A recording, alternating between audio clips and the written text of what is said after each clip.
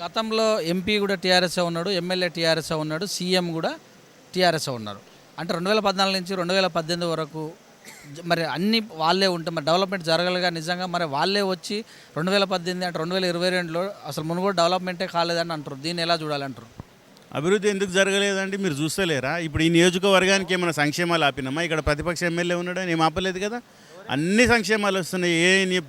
రాష్ట్రంలో ఉన్నటువంటి 119 నియోజకవర్గాలలో ఏ సంక్షేమాలు వస్తున్నాయో కాంగ్రెస్ ఎమ్మెల్యేలు ఉన్నా, ఏ ప్రతిపక్ష ఎమ్మెల్యేలు ఉన్నా సంక్షేమాలలో ఎక్కడ కూడా కోత లేదు, ఎవరికి ఏం వివక్ష లేదు. అన్నీ కూడా ఖచ్చితంగా అందుతున్నాయి అందరికీ. ఆ రాజీనామాతోటే సంచలనం వచ్చింది. అంటే నేను గతంలో తెలంగాణ ఉద్యమంలో కూడా 2009 ఎలక్షన్ జరిగితే 2010 ఉప ఎన్నికలు జరగలేదా? ఆ స్ట్రాటజీ భారతీయ జనతా పార్టీ కూడా వాడుతుంది. అతలకుతలం అయ్యే పరిస్థితి ఉంది. టీఆర్ఎస్ నుంచి బీఆర్ఎస్ ఏమో కానీ వీఆర్ఎస్ కూడా తీసుకుంటారు అంటారుగా.